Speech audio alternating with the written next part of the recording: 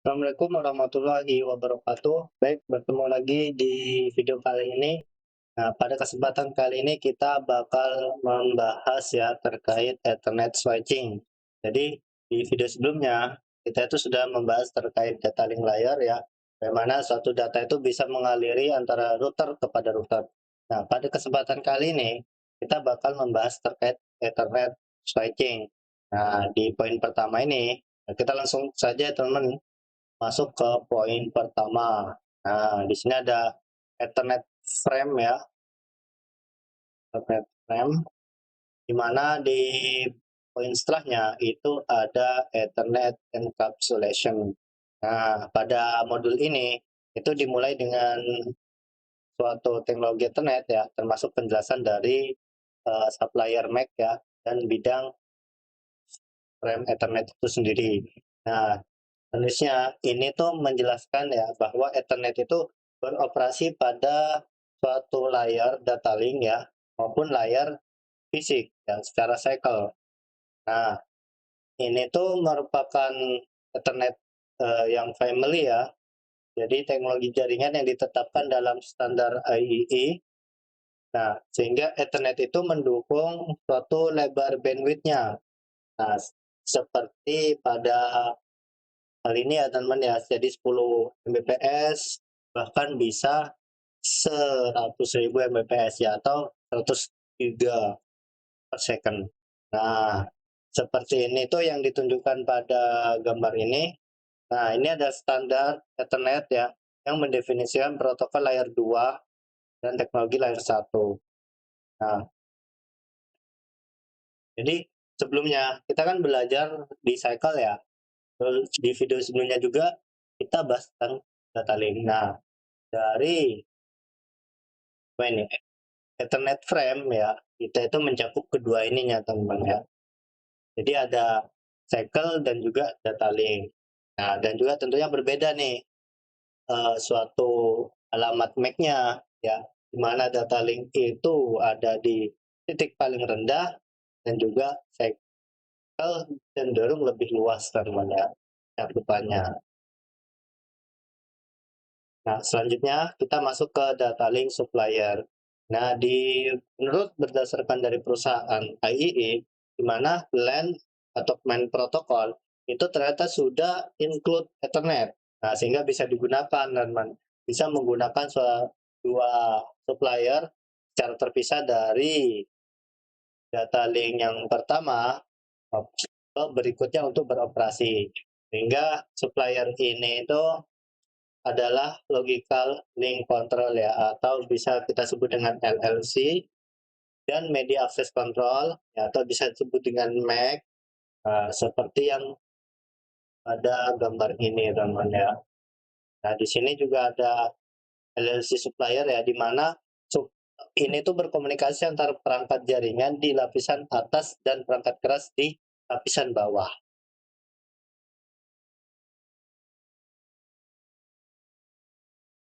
Nah, di MAC supplier ini itu diimplementasi. Jadi pengimplementasian dalam perangkat keras dan itu bertanggung jawab atas enkapsulasi data dan kontrol akses media. Sehingga supplier ini itu menyediakan pengalamatan data link ya yang terintegrasi dengan berbagai teknologi secara lapisan fisik kan itu.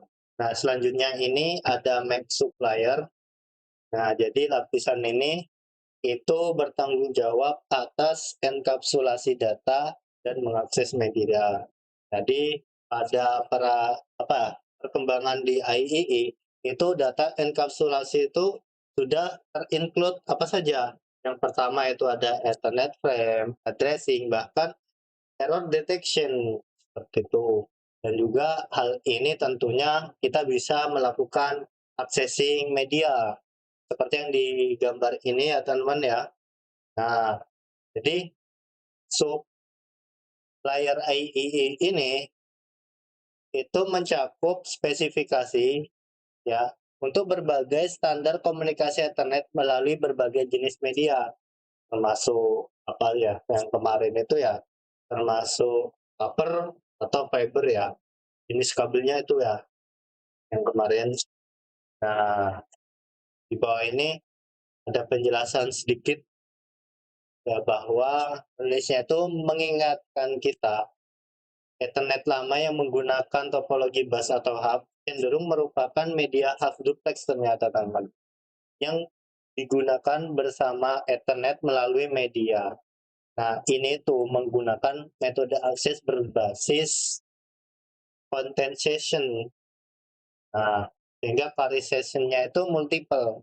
Nah, memastikan bahwa hanya satu perangkat yang melakukan transmisi pada satu waktu. Wow, ini sungguh luar biasa sekali ya teman-teman. Nah, selanjutnya ini ada Ethernet frame, di mana ukuran frame Ethernet itu minimumnya itu adalah 4 bit, ya 4 byte. Beda ya dengan bit dengan byte. Byte ini cenderung, nggak salah cenderung lebih kecil teman dibandingkan bit. Nah, dan ukuran maksimumnya itu ada di 1518 bytes ya. Nah, ini juga mencakup semua byte dari bidang alamat MAC tujuan hingga beberapa destination ya, yang urutannya itu pemeriksaan FCS teman ya, hingga tidak disertakan saat menjelaskan ukuran frame-nya. Nah, dan juga ini ada catatan dari penulisnya bahwa ukuran frame itu mungkin lebih besar jika ada persyaratan yang ditambahkan. Jadi ada suatu requirement yang ditambahkan ya, seperti penandaan delay ya, atau berada di luar cakupan hal ini. Nah, sehingga di gambar ini ya kita bisa melihat bahwa setiap bidang dalam frame Ethernet itu memiliki suatu kemungkinan besar ya hasil dari tabrakan atau sinyal lain yang tidak diinginkan. Ini ada terkait tabel yang menjelaskan secara detail teman. Di sini ada field dan juga description-nya. Contohnya di pertama ini ada preamble and start frame, delimiter, file. Nah, ini tuh apa maksudnya? Ini tuh biasanya digunakan untuk melakukan sinkronisasi antar perangkat pengirim dan penerima. Nah, kalau yang destination ini itu biasanya mengenal untuk penerima yang dituju. Ya, seperti yang kita ingat ya, alamat ini itu digunakan oleh layer 2 untuk membantu perangkat menentukan apakah suatu frame itu ditujukan kepada mereka atau tidak gitu. Nah, dan juga yang terakhir teman-teman, di sini ada frame check ya, di mana itu digunakan untuk mendeteksi kesalahan dalam suatu frame. Nah, biasanya itu field ini tuh menggunakan suatu pemeriksaan redundansi siklik ya, atau bisa disebut dengan CRC. Perangkat pengirim itu menyertakan hasil sersinya dalam field VSI. Nah, sehingga perangkat penerima itu menerima frame dan membuat CRC untuk mencari kesalahan, teman. Gitu. Nah, ini terkait dari pembahasan yang Ethernet frame. Oke. Selanjutnya, teman, kita bakal masuk ke bagian alamat ya. Alamat dari Ethernet MIC. MAC ya.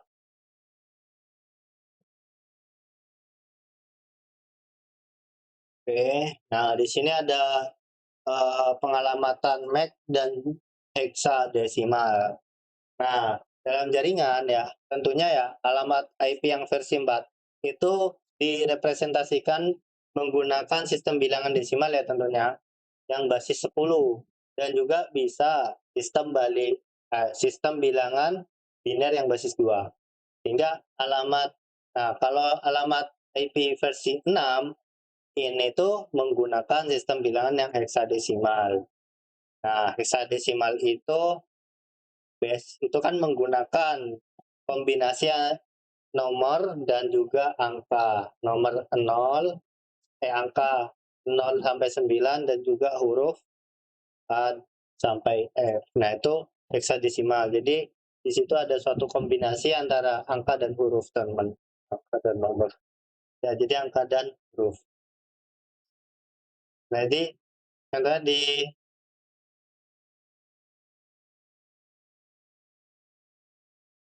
dalam gambar ini ya, teman ya. Di sini ada desimal dan ini ada binary-nya dan di sini ada heksanya. Jadi desimal ya. Jadi kalau misalkan 15, jadi maksimalnya dari heksadesimal itu paling tinggi itu ada 15. Jadi 15 itu binary-nya kan 111. Nah, di heksadesimalnya itu di huruf F, mentok di huruf F. Sehingga nantinya di dalam jaringan itu akan terdapat suatu kombinasi, teman ya. Nah, itu disebut dengan alamat MAC. Nah, itu juga biasanya perlu dimodifikasi dengan NIC yang baru atau dimodifikasi melalui perangkat lunak, teman ya. Pada gambar yang ini, jadi kenapa itu MAC itu Ethernet terdiri dari 6 kode WiFi vendor yang heksadesimal, ternyata itu diikuti oleh 6 nilai yang ditetapkan vendornya, ya seperti di gambar ini. Nah, misalkan asumsikan ya bahwa Cisco nih perlu menetapkan suatu alamat MAC yang unik ya dalam perangkat baru. Nah, lalu di IEE-nya itu telah menetapkan bahwa mana ya? Oh ini, bahwa yang hexa 00602F ini itu kemudian akan dikonfigurasi perangkat dengan vendor yang lainnya, teman-teman. Sehingga alamat MAC itu memiliki secara keseluruhannya itu heksadesimal seperti ini. Oke, selanjutnya kita masuk ke suatu pemrosesan, teman-teman ya. Nah, terkadang itu kan alamat MIC. Nah, itu disebut dengan alamat burn in ya atau BIC. Nah, biasanya itu alamat ini itu biasanya suatu pengkodean yang secara permanen ya ke dalam memori, sehingga ini tuh mengartikan bahwa dikode dalam chip ROM itu secara permanen, teman-teman. Jadi contohnya di gambar ini ya, ini kalau misalkan kita putar, nah tuh, jadi dia menampilkan suatu data, nah dan dikirim ke perangkat lainnya. Jadi saat komputer dinyalakan, jadi NIC itu menyalin alamat MAC-nya, MAC ya, dari penyimpanan ke dalam RAM. Nah, saat perangkat meneruskan pesan ke jaringan Ethernet, nah header Ethernet itu menyertakan apa saja. Yang pertama itu adalah sumbernya dan lalu tujuannya kemana. Gitu. Nah, selanjutnya ini adalah unicast, teman-teman ya. Ini ada suatu alamat MAC yang dimana digunakan untuk melakukan broadcast, teman-teman ya. Nah, jadi di dalam Ethernet itu alamat MAC yang berbeda digunakan untuk tentunya bisa digunakan untuk komunikasi unicast, broadcast, bahkan bisa multicast. Nah, alamat MAC ini itu kan yang unicast ya. Nah, unicast itu merupakan alamat unik yang digunakan saat suatu frame dikirim dari satu perangkat transmisi ke perangkat tujuannya. Nah, seperti di gambar ini ya teman-teman, ya ketika bagaimana frame unicast itu diproses hingga alamat MAC itu tujuan dan alamat IP-nya itu tujuan kedua dari unicast. Nah, ini. Jadi terlihat jelas ya teman-teman ya. Jadi di gambar ini tuh telah ditampilkan ya bahwa sebuah host dengan IP versi 4-nya itu adalah yang 15 ini ya. Nah, ini adalah sumbernya, itu meminta halaman web dari server ya di alamat unicast di versi 4 ini. Sehingga proses yang digunakan host sumber itu untuk menentukan alamat MAC tujuan yang terkait dengan alamat IP versi 4. Nah, ini dikenal sebagai Address Resolution Protocol ya, atau bisa kita sebut dengan ARP. Nah, sehingga proses yang digunakan host sumbernya itu menentukan alamat MAC tujuan yang terkait dengan alamat IP versi 6 sebagai network discovery. Nah, di sini juga ada satu catatannya yang ditulis oleh penulisnya bahwa alamat MAC itu bersumber ya dan harus selalu menggunakan unicast. Oke, masih lama ya. Nah, ini ada broadcast teman ya. Jadi broadcast itu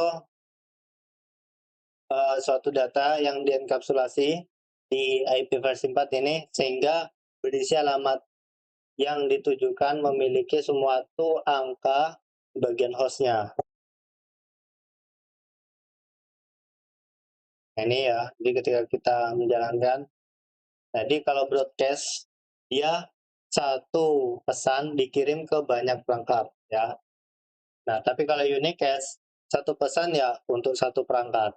Tapi kalau broadcast, ya satu pesan itu dapat dikirim secara massal ya. Nah, kalau multicast, tentunya kan multicast itu lebih dari satu teman ya. Sehingga terkirim ke dalam beberapa perangkat ya, sehingga perangkat beberapa itu tidak terkirim juga gitu. Ini ada multicast ya. Misalkan di gambar ini kita mengirim 3 perangkat dan 2 perangkat ini tidak terkirim. Nah, itu multicast. Jadi lebih dari satu perangkat yang terkirim.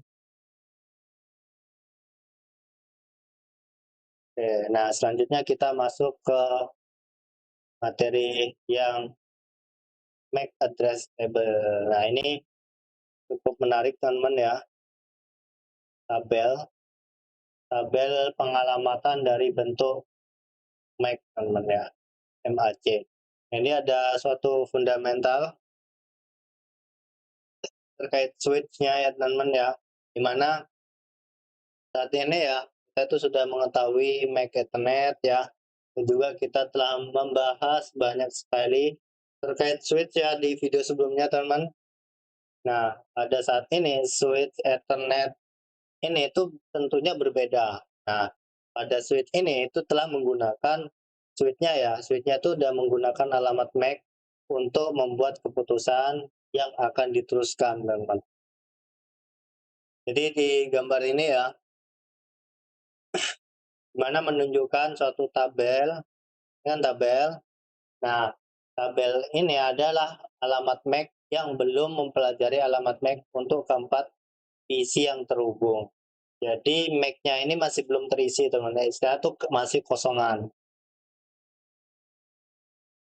Nah, ini adalah terkait pembelajaran ya. Nah, ini adalah caranya teman-teman ya. Dimana kita itu bisa melakukan PC A mengirim frame Ethernet ke PC D.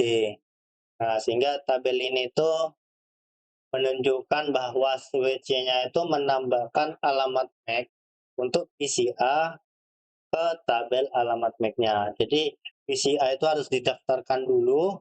Karena apa? Kita bakal mengirim informasinya ke PC yang gede, teman-teman. Nah, ini untuk pembelajaran yang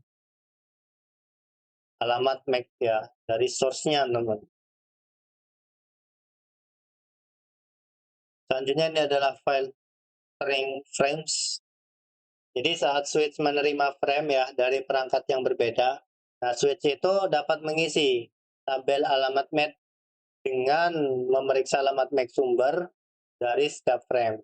Jadi ada suatu hal yang berbeda teman-teman ya ketika kita mengisi alamat MAC, dan juga ini tentunya itu datanya itu akan melakukan entry. Jadi di mana data yang pertama kali dimasukkan itu akan yang dieksekusi secara langsung.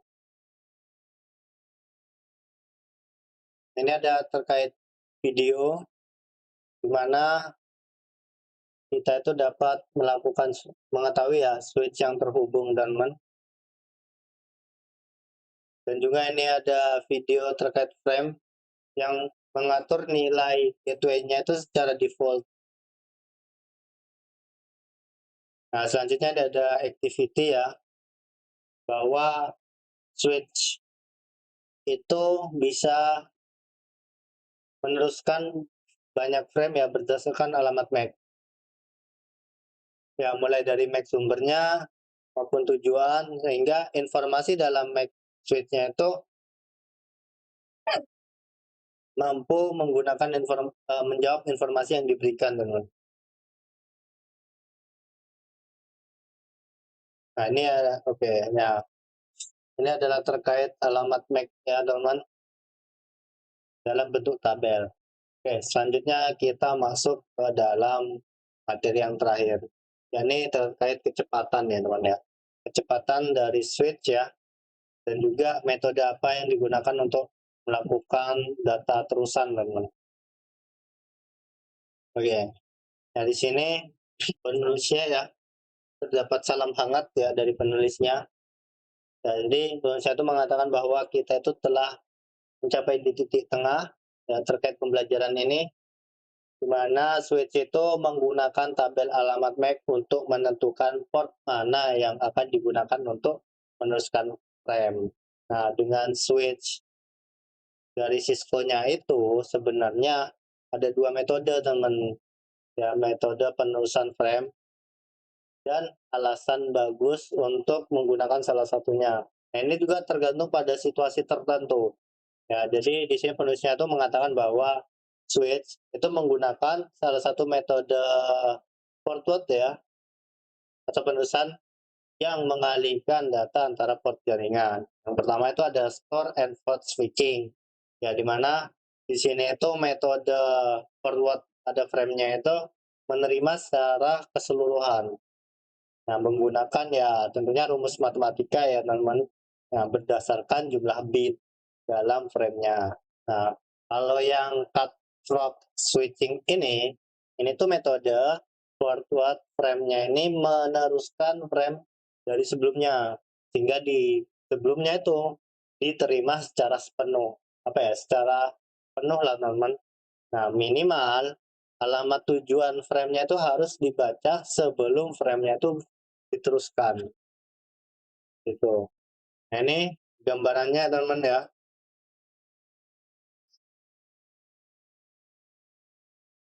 Jadi ada keuntungan besar ya dari pengalihan penyimpanan dari forward, yaitu menentukan apakah suatu frame itu memiliki kesalahan sebelum menyebar frame-nya. Nah, ketika kesalahan terdeteksi dalam frame, nah saklar itu membuang nih. Nih, ini kan ada terdapat kesalahan.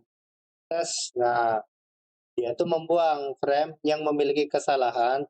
Nah, gunanya apa? Mengurangi jumlah bandwidth yang dikonsumsi oleh data yang rusak. Jadi nanti bandwidth-nya itu bakal termakan banyak oleh data yang rusak. Jadi percuma, teman-teman ya. Lebih baik datanya itu dibuang atau dihapus. Nah, ini tuh biasanya melakukan pengalihan penyimpanan ya, dan juga tuh penerusan. Nah, diperlukan untuk analisis suatu kualitas layanan ya, atau disebut dengan QoS. Nah, pada jaringan konvergen. Itu, teman. Nah, selanjutnya ini adalah cut through. Nah, di dalam ini tuh di mana ada suatu port ya, itu bertindak atas data setelah diterima, teman. Jadi ketika kita putar ya, jadi bahkan transmisi belum selesai ya. Nih, ini kan transmisi belum selesai. Nah, port itu menyimpan sebagian frame untuk membaca alamat MAC. Ya, atau biasanya itu disebut dengan caching ya, teman-teman ya. Jadi menyimpan. Nah, gunanya apa? Ketika kita melakukan data yang sama, itu cenderung lebih cepat, teman-teman. Jadi alamat MAC tujuannya yang terletak di 6 byte pertama frame setelah dibuka itu mencari alamat dengan tujuan yang berbeda gitu.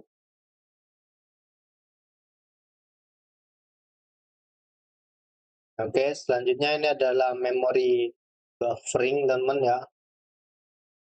di mana switch Ethernet ini itu dapat menggunakan teknik buffering untuk menyimpan frame sebelumnya. Nah, buffering juga dapat digunakan saat port tujuannya itu sedang sibuk, teman-teman. Hingga switch itu menyimpan frame hingga dapat ditransmisikan. Nah, ini ada metode memory buffering ya. Di mana di sini yang pertama ada port based memory, di mana frame itu disimpan dalam antrian yang ditautkan ke port input ya maupun output suatu tertentu. Dan juga ada shared memory ya, di mana bisa menyimpan semua frame ke dalam buffer memory. Nah, ini umum yang digunakan bersama oleh semua port switch ya, dan jumlah memori buffer yang dibutuhkan itu oleh suatu port itu dialokasikan secara dinamis. Itu teman-teman. Nah, di sini ada duplex dan juga pengaturan yang begitu cepat teman-teman ya. Jadi ada dua pengaturan yang paling dasar pada switch, yaitu pengaturan bandwidth ya. Nah, kadang-kadang ini disebut dengan kecepatan ya bandwidth teman-teman ya, dan juga duplex. Nah, untuk setiap port switch itu sangat penting bahwa pengaturan duplex dan bandwidth itu cocok antara port, switch, dan perangkat yang terhubung. Nah, seperti komputer atau switch lainnya. Nah, jadi sini ada gambar NIC Ethernet untuk PCA ya, dapat beroperasi dalam duplex penuh atau setengah duplex pada 10 Mbps. Ini teman-teman ya, hingga 100 Mbps. Jadi kita bisa melakukan suatu auto negotiation teman ya di sini. Nah, selanjutnya yakni auto MDIX. Jadi suatu koneksi ya antar perangkat dulunya itu memerlukan penggunaan kabel yang disebut dengan crossover ya atau straight stop. Nah, jadi jenis kabel yang diperlukan itu bergantung pada jenis perangkat yang saling terhubung. Jadi nggak semua kabel itu bisa kita gunakan teman ya. Jadi sesuai dengan kebutuhan kita. Itu ya. Jadi misalkan di gambar ini ya, ini itu mengidentifikasi jenis kabel yang tepat tentunya diperlukan untuk menghubungkan perangkat switch antar switch ya, atau switch ke router ya teman. Begitu juga atau switch ke host. Nah, sehingga digunakan untuk menghubungkan perangkat yang tidak sama. Nah, dan juga di sini ada catatan ya. Jadi koneksi langsung antara router dan host itu ternyata memerlukan suatu koneksi yang namanya crossover. Oke teman-teman, kita sudah menyelesaikan dari modul ini ya terkait Ethernet switching ya. Jadi kita sudah belajar terkait penggunaan frame ya, bagaimana frame itu bisa terbentuk oleh suatu jaringan, dan juga bagaimana kita mengirim jaringan yang terlindungi oleh frame teman-teman. Dan juga kita juga tahu ya terkait MAC address ya, bagaimana suatu perangkat itu bisa menyimpan alamatnya ke dalam tabel MAC address. Dan juga yang terakhir kita telah belajar terkait bandwidth ya, kecepatan dalam suatu switch maupun router teman-teman. Oke teman-teman, mungkin itu saja yang dapat kita pelajari pada kesempatan video kali ini ya. Mungkin kurang lebihnya saya juga mohon maaf. Kalau misalnya teman-teman bingung ya bisa tulis di kolom komentar ya. Dan jangan lupa subscribe dan like pada video kali ini. Oke, terima kasih. Cukup sekian dari saya. Wassalamualaikum warahmatullahi wabarakatuh.